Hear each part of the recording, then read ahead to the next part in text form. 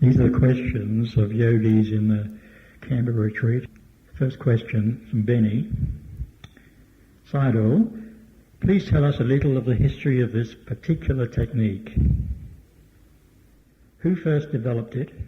Why was it so controversial? And the background of Mahasi Sayadaw.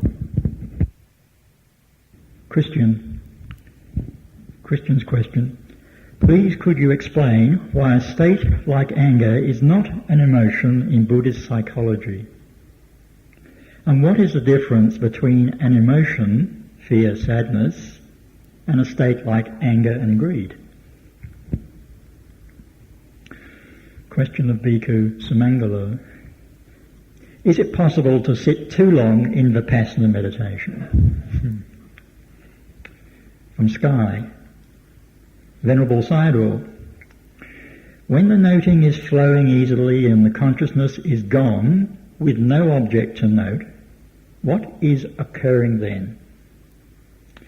Yesterday you said to note, knowing. Question from Ali. Dear Sayadaw, from where do thoughts come? Is mind a collective pool into which we dip for our selection? Malcolm, please explain the relationship between the 5 khandhas and the 6 sense fields. From Alfred. In last night's talk, you did not seem to mention the arising of the desire for deliverance.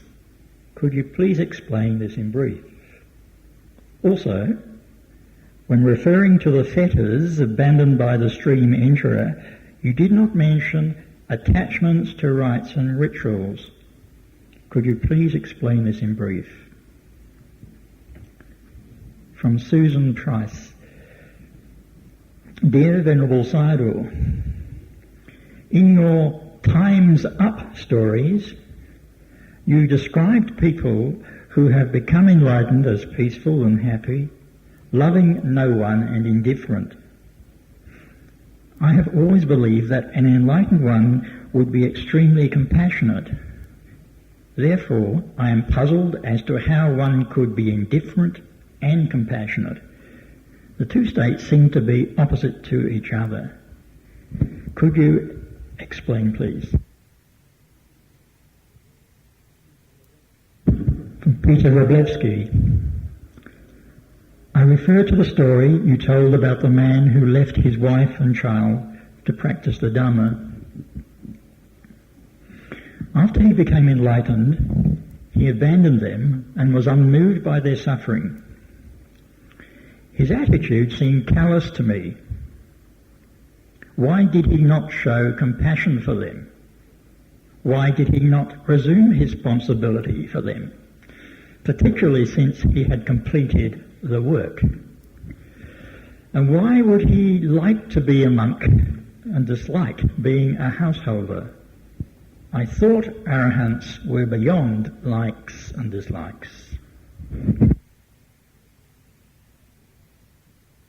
From Viviana McClintock.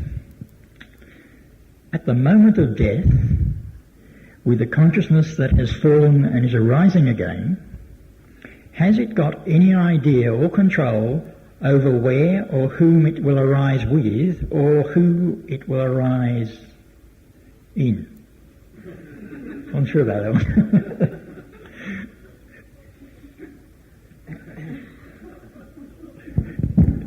Ian Chambers.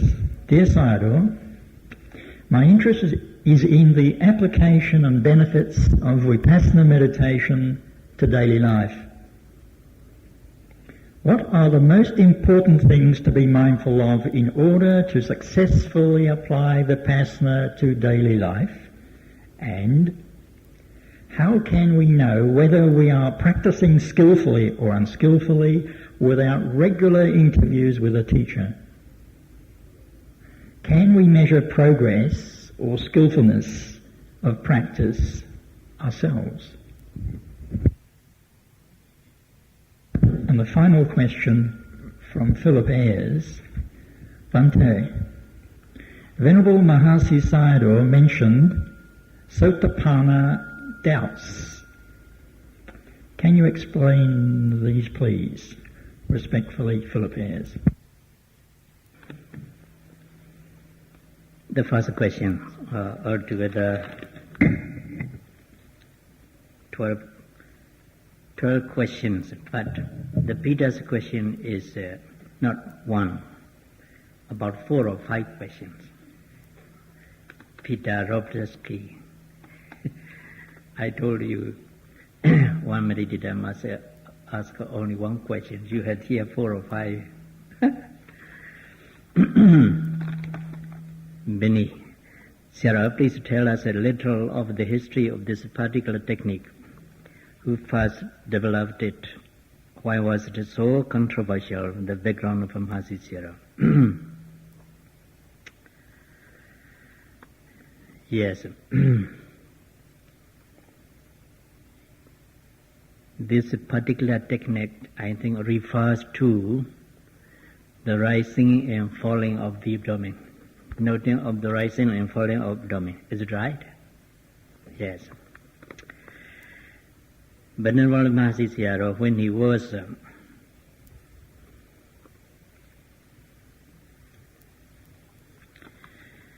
at the age of 28, then he practiced this Vipassana meditation with a very famous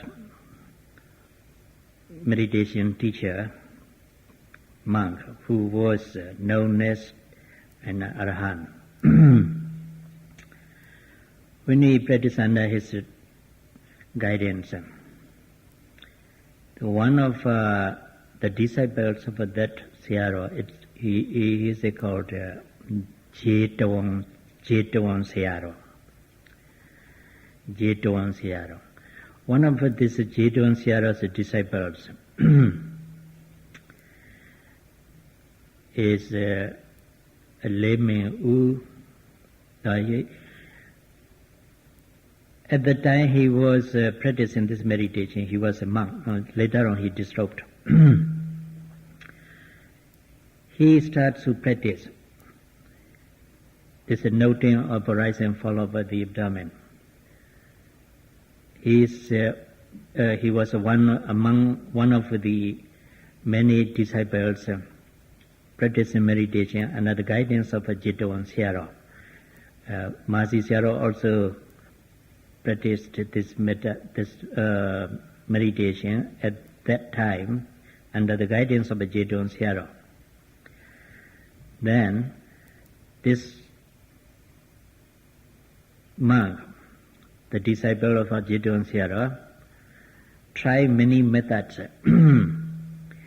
which is the most suitable one to make a progress in concentration as well as insight.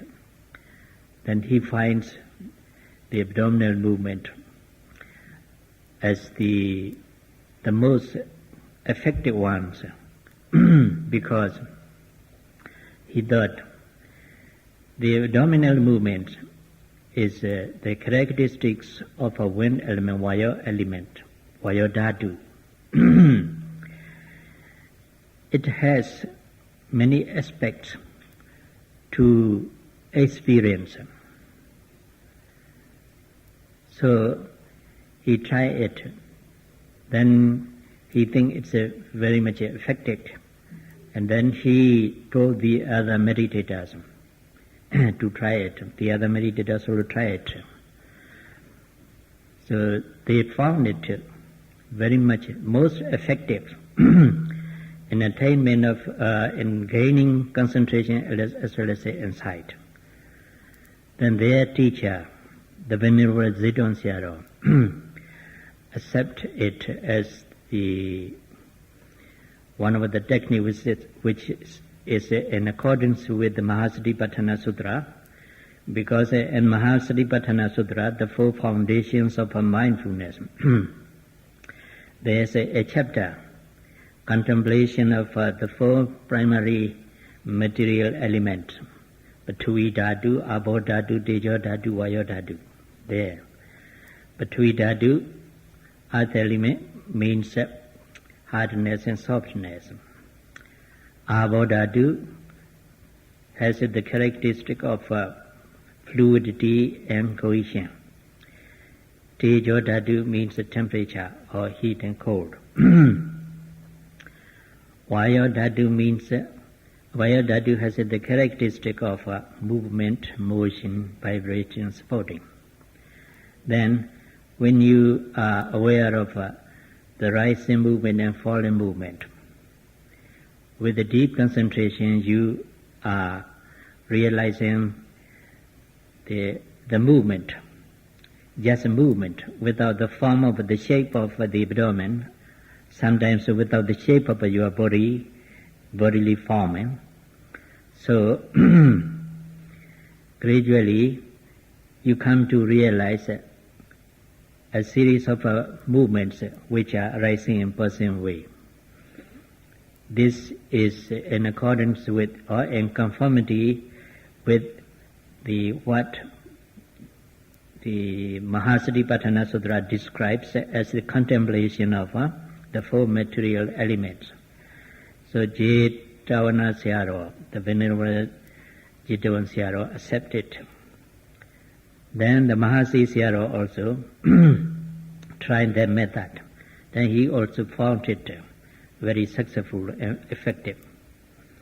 When he taught his disciple, he take this technique. Then why was it so controversial? This technique of meditation is not the much controversial in Burma, because in Burma many of Burmese Sayadaws, Burmese monks are learned in the scriptures, so they know this method, this technique is in conformity with the Mahasatipatthana Sutras, so they do not argue upon the truthfulness of this technique. But there are some outside Burma who doubt about it because they do not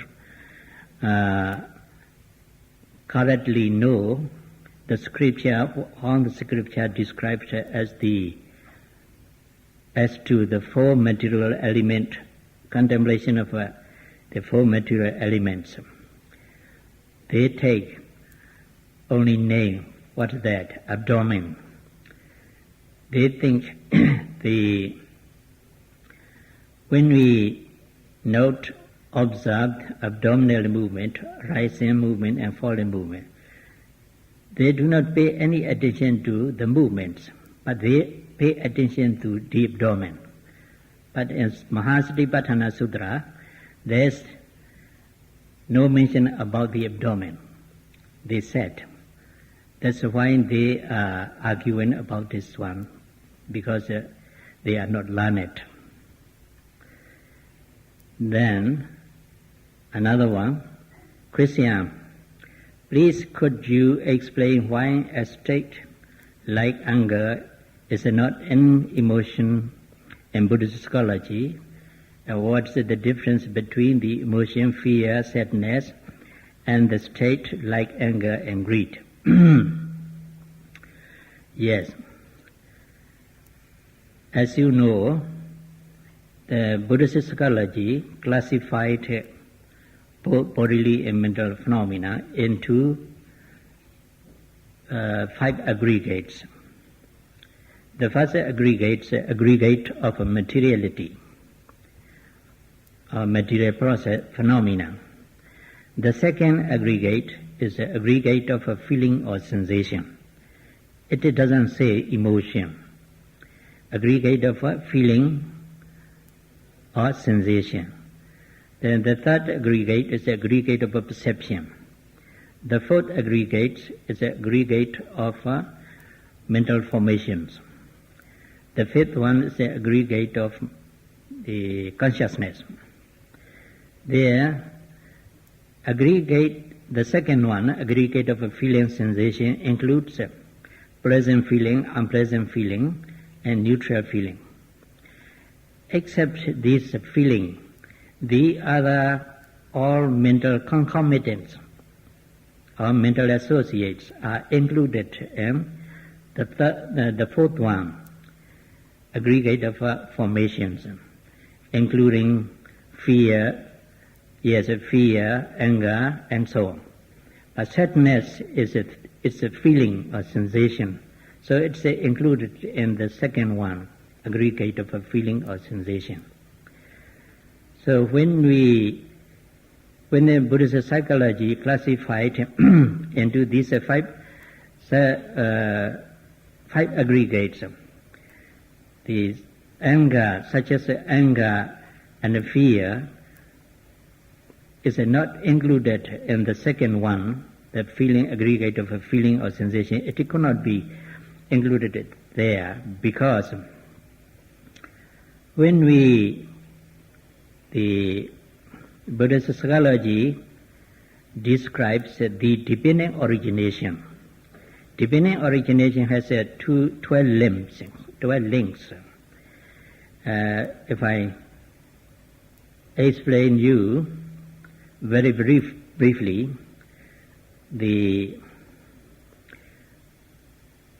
through ignorance is a conditioned sankhara, the action, bad action or good actions.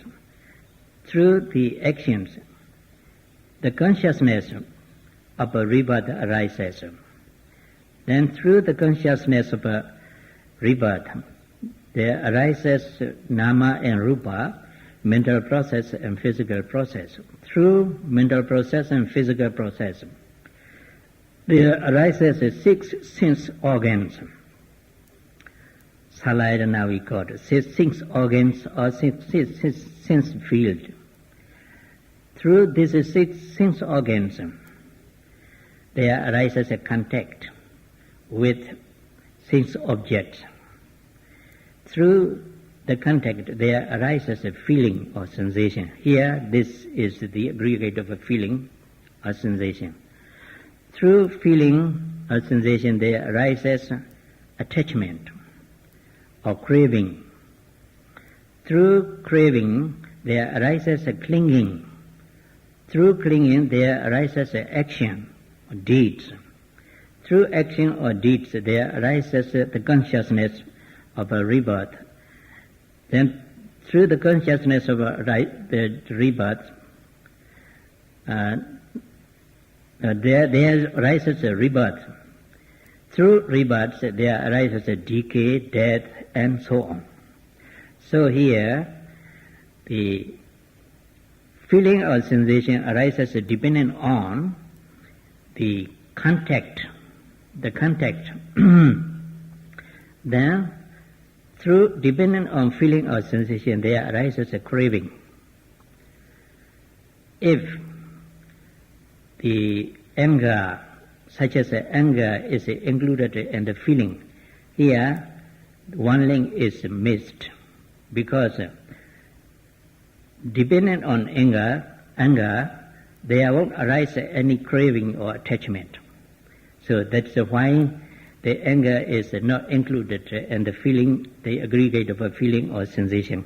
It includes in the fourth one, aggregate of formations. Yes. Then Bhikkhu Sumangalo, the third one. Is it possible to sit too long in vipassana meditation? That's it. It's possible.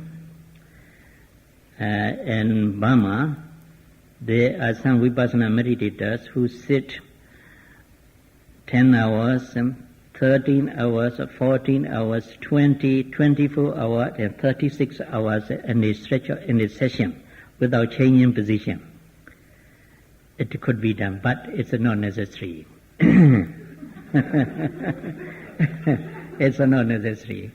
If you can sit at 2 hours time, it's enough for you to make progress and insight as well as concentration too. Then the sky, Venerable Sayadaw, when the noting is following easily and their consciousness is gone with no object to note, What is occurring them? Yesterday you said to note knowing them. Yes.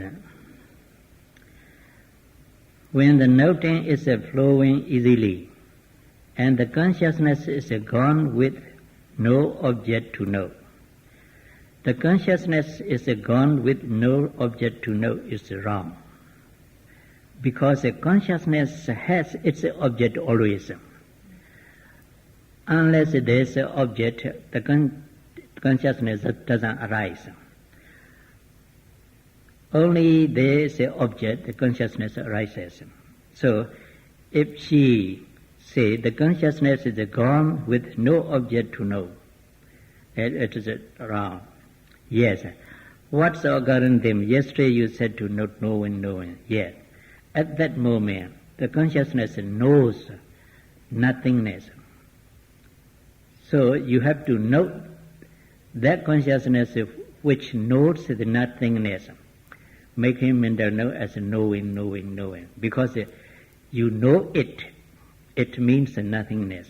So you have to note that consciousness which is knows nothingness, making mental know knowing. Then, Ali, dear Sayadaw, from where do thoughts come? Is mind a collective pool into which we dip for your selection? Yes, consciousness comes nowhere because it's not materiality, it's not substantial. But it arises depending on its object. When there is an object, there arises the consciousness and knows it. Then, is mind a collective pool into which we dip for your selection? No, the mind is not a collective pool. The mind is the thing which you should observe it so that it doesn't make you suffer. It's not a collective pool. Then Malcolm, please explain the relationship between the five khandhas and the six sense fields. Yes, now I have mentioned the five khandhas. Khandha means aggregate. The first one, as you know, aggregate of materiality or material process, physical process. The second one is aggregate of a feeling or sensation. The third one, aggregate of a perception. The fourth, aggregate of a formation, mental formations. The fifth, aggregate of a consciousness. When we classified physical process into five sense fields, then the eye is the first sense field. Is the eye mentality or physicality? Physicality. Then it can include an aggregate of materiality. Then the second one, ear, is it the second sense field? Is it a mentality or physicality? Then it includes an aggregate of materiality, and the first aggregate. Then nose, tongue, and body, they are also physical process of physicality. Then they are included in what? And the aggregate of materiality. Then the third one, mind. Mind is mentality or physicality. Then it's included both in mental formations and consciousness. Because when we say mind, it's not pure consciousness. The consciousness arises together with its mental concomitants such as contact, volition, attention, and so on. So the pure consciousness included in the aggregate of consciousness, the other mental concomitants are included in mental formations. Then Alfred, in last night's talk, you did not seem to mention the arising of the desire for deliverance. Could you please explain this in brief? Also, I told you you should ask one question only. No, also. Also, when referring to the fetters abandoned by the stream enterer, you did not mention attachment to rites and rituals. Could you please explain this in brief? Yes.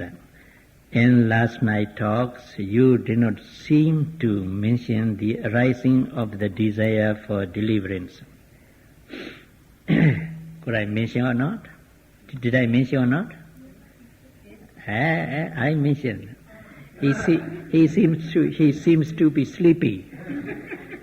He seems to be overpowered by sloth and torpor. I mentioned it. I did. Yes. Then, when referring to the fetters abandoned by the stream enterer, you did not mention attachment to rites and rituals. Yes. The scripture said, Sotapatimagga, the first part knowledge, eliminates ditthi and vicikicca. Ditthi means a false view of personality, individuality. Vicikicca means this skeptical doubt about triple gems. Only these two are mentioned in the scriptures. But commentary to scripture says, Sotapatimagga, the path knowledge, destroys Silabhata Paramasa too. That's what commentary said. Silabhata Paramasa here means the round view by which one holds that to perform rites and ritual, one can get rid of samsara, one can get rid of suffering. This wrong view is called Silabhata Paramasa. Then again, if one holds that performing rites and rituals enable a person to get rid of suffering, that view is called Silabhata Paramata, wrong view. But mere attachment to rites and rituals is not Silabhata Paramata. Mere attachment to rites and when a person holds that if he performs the rites and rituals to triple gems, then he has developed the very much meritorious deeds. Then he is attached to rites and rituals. His purpose is to develop meritorious deeds, to develop merits. He performs the rites and rituals. Such idea is not Silabhata Paramata. You follow? So only those of only one who holds that performing rites and rituals enable him to get rid of suffering, then that idea, that view is a wrong view, Silabhata Paramasa. Such a Silabhata Paramasa is exterminated by the first path knowledge. The commentary said, not scripture, but it's I think in accordance with the scriptures. Then Susan Price. Dear Venerable Sayadaw, in your Times of Stories, you describe people who have become enlightened as peaceful and happy, loving no one, and indifferent. I did not say about it. Here he says, you describe people who have become enlightened as peaceful and happy, loving no one.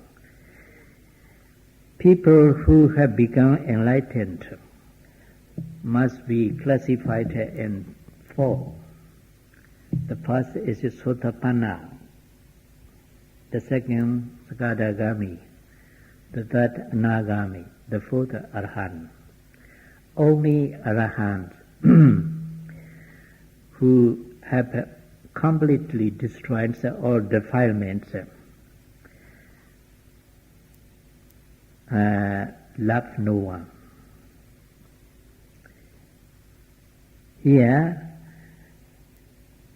love, in English, the word love is very difficult to define. In 1979,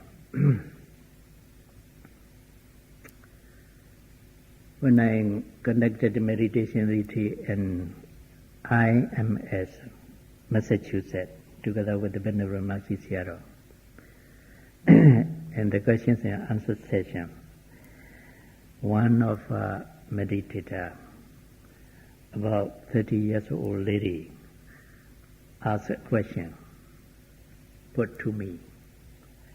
What is love? I don't know what kind of a love she refers to. Because generally, as far as I know, and the Christianity, if you say love, it has two things, I think. One is love of your neighbors, love for your neighbors. The other is love for your spouse. So I answered that question. I don't know love. What I know is loving kindness. If you want to know loving kindness, I can explain you and say that. So here, when a person has completely destroyed all defilements and became arahant, he loves no one in the sense of attachment. He loves no one in the sense of attachment. But he loves everyone in the sense of loving kindness. You follow? So that's why we have to use the word loving kindness to differentiate, to make difference from love in the sense of attachment. Then I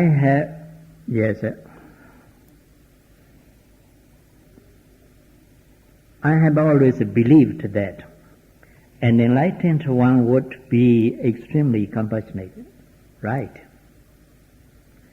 Compassion and loving kindness is different. Compassion is the sensitivity to the suffering of the other people. Loving kindness is wishing welfare for all living beings. But if you have loving kindness, you have a compassion. If you have compassion, you have a loving kindness. Not love in the sense of attachment. In this retreat, about, I think,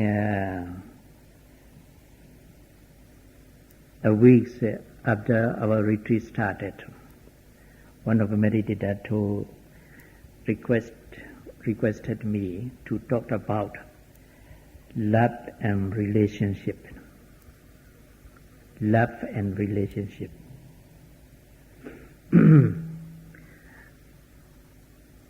I asked her, what kind of a relationship do you want to listen to? She said, spouse. Spouse. S-P, Spouse. Spouse. Spouse. Huh? No, I mean the pronunciation. Spouse. Oh, spouse. Oh, yes, spouse. Yes. Spouse. Then I told her, I don't know that one. What I know is the relationship between the intention and the physical process which follows it.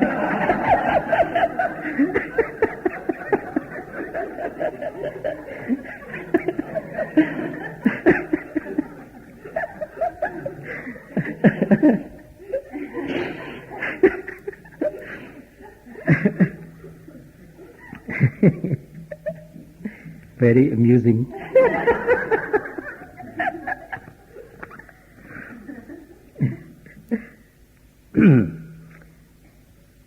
Therefore, I am puzzled as to how one could be indifferent and compassionate. And the two states seem to be opposite to each other. Could you explain, please? And that, you clear? You're clear? Huh? This is Susan. Need I explain?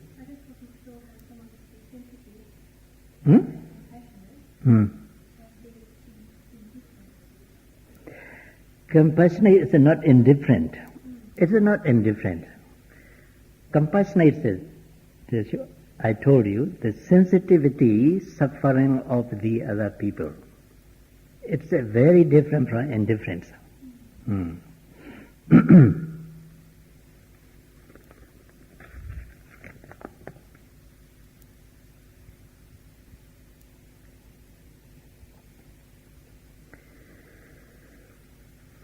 Then I refer to the story you told about the man who left his wife and child to practice the Dharma. He want to copy or imitate this person. I think so, no?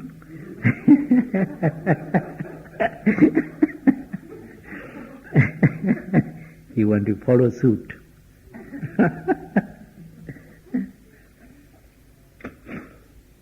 After he became enlightened, he abandoned them and was unmoved by their suffering. His attitude seems callous to me. Why did he not show compassion for them? Why did he not resume his responsibility for them? Particularly since he had completed the work. Why would he like to be a monk and dislike being a householder? I thought the Arhants were beyond likes and dislikes. Many questions, not only one. Many questions. Yes. Why did he not show compassion for them?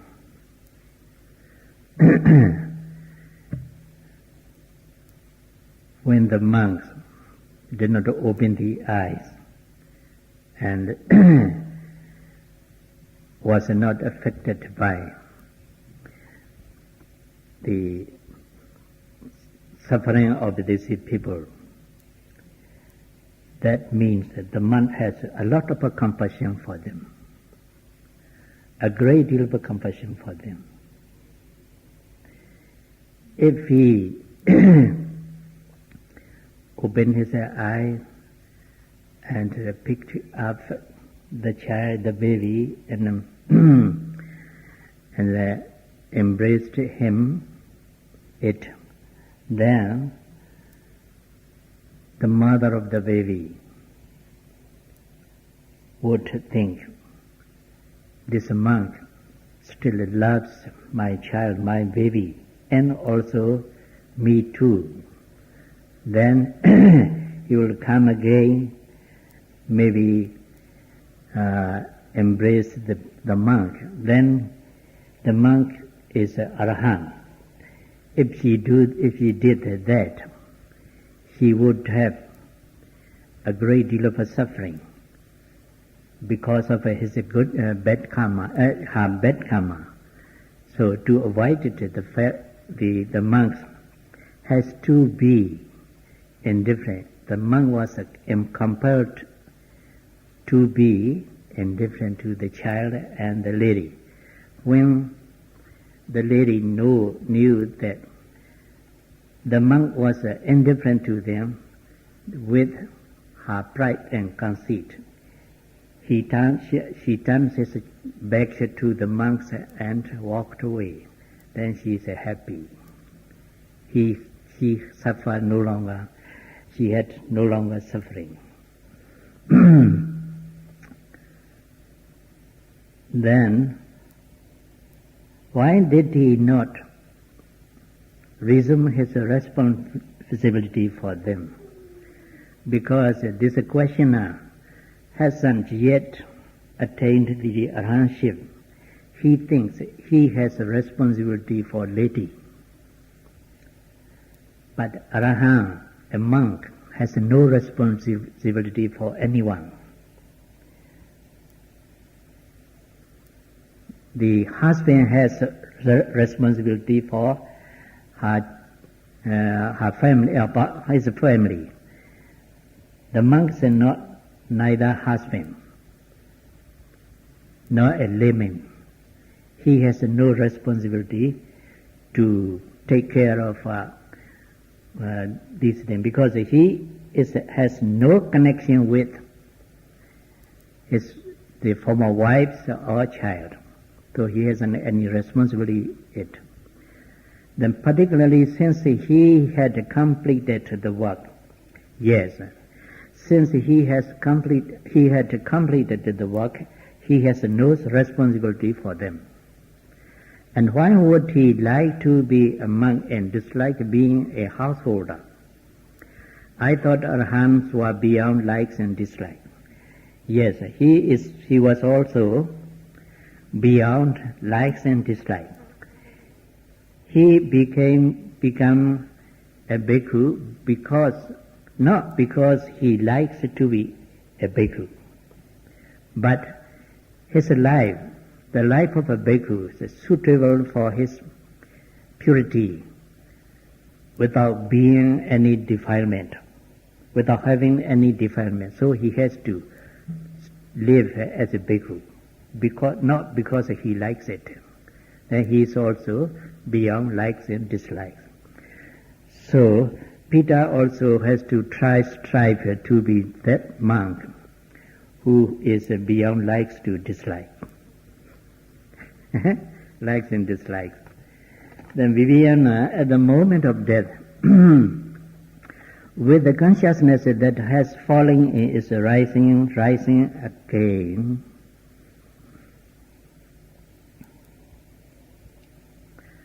Has it got any idea or control over where, on who it will rise with? She wants to know this question very much. Whom it will rise with? Or who it will rise with? Yes.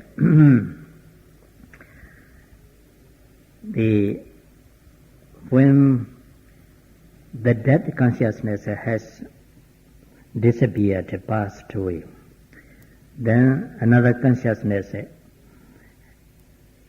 in the same process arises, and then that consciousness also passes away. That consciousness is called rebirth consciousness because it's the first consciousness of another existence. It arises and passes away. It hasn't any idea or control over where or whom or with or who they will rise with. Because it rises and then it passes away.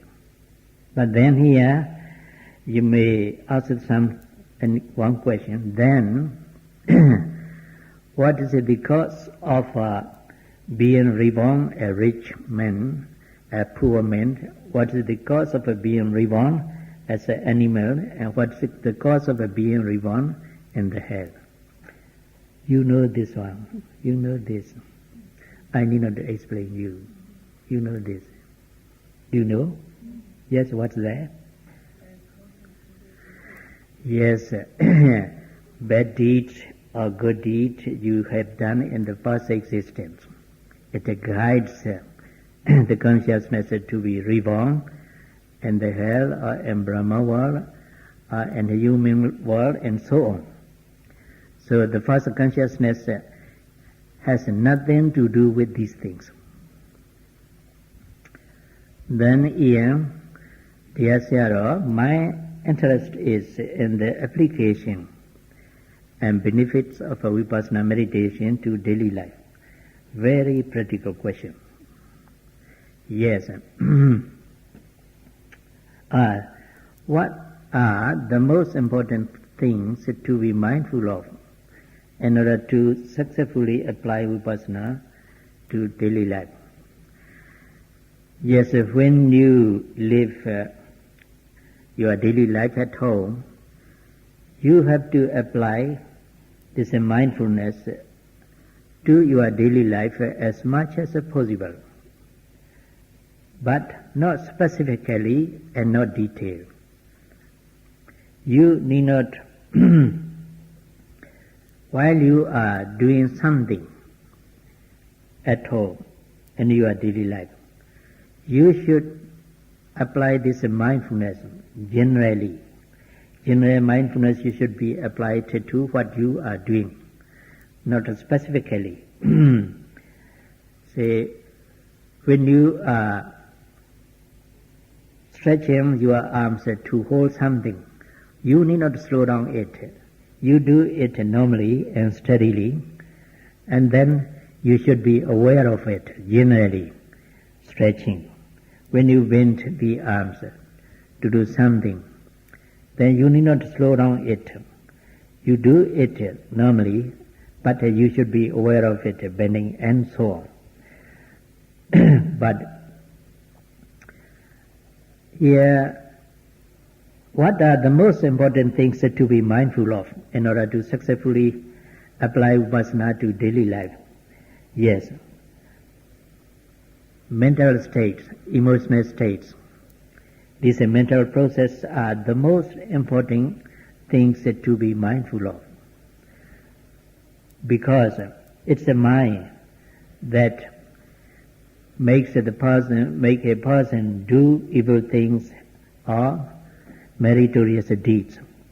So if you are able to be mindful of the evil thoughts, bad thoughts, this thought can be overcome by being mindful of it. When that bad thought, evil thought has disappeared, you won't have the evil speech and evil deed.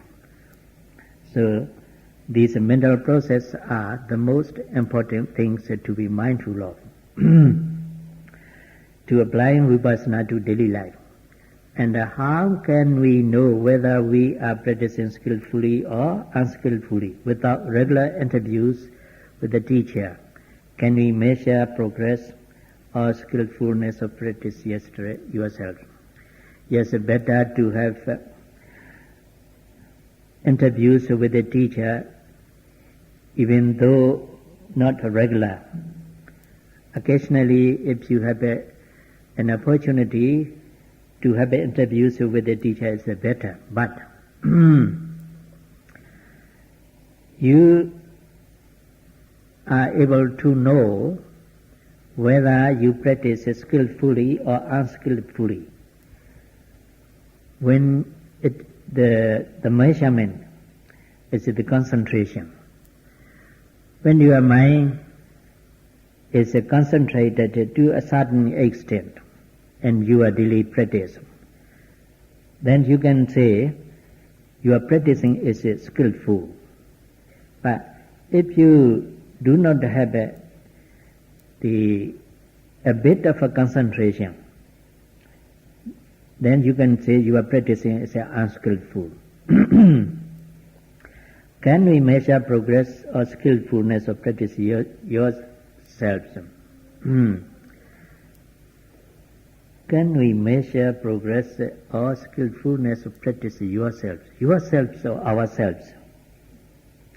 Can we measure progress or skillfulness of practice yourselves? Huh? Ourselves, yes. Yes. When you can measure your progress by experiencing something new. If you experience something new in your daily practice, you can say your meditation is progressing to a certain extent. If you do not experience anything new, then you can say your meditation is not progressing, but it's a, how can I say, stalemate.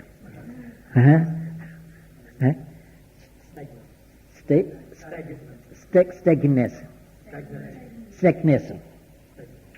Yes. So that's a measure. The new experience, whether you have a new experience or not, is the measurement you can do.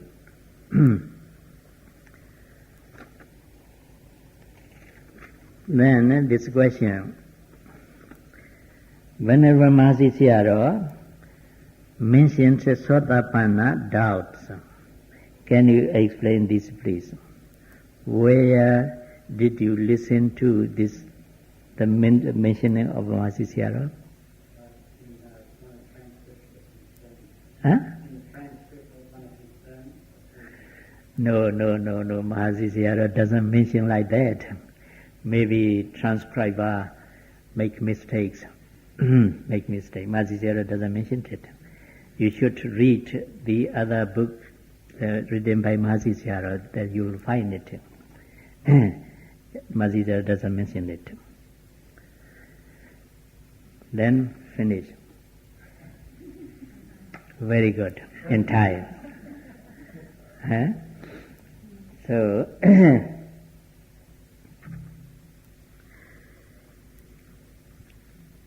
may all of you, having experienced something in this meditation retreat, judge this technique is beneficial for you, and strive your best to have a more and more experience and attain the cessation of suffering.